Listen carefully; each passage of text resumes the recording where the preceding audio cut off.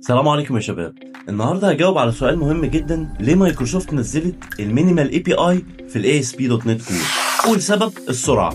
المشاريع الصغيره والمايكرو سيرفيس مش محتاجه كنترولرز ولا ستراكشر كبير. المينيمال اي بي اي بيخليك تكتب الاند بوينت في سطرين وتشغل على طول. تاني سبب الاداء.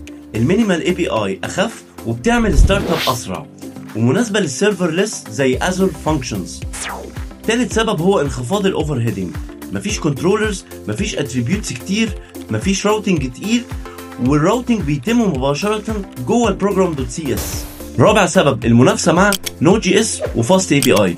مايكروسوفت كانت محتاجه تعمل طريقه كتابه شبه اللي الناس متعوده عليه في الجافا سكريبت والبايثون، كود اقل، اند بوينت سريع وشغل جاهز.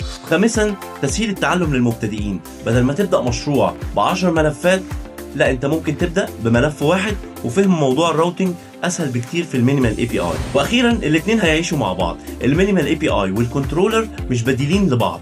المينيمال اي بي اي للمشاريع اللي محتاجه بساطه وسهوله، والمشاريع الكبيره طبعا هتستخدم الكنترولر زي ما هي عادي.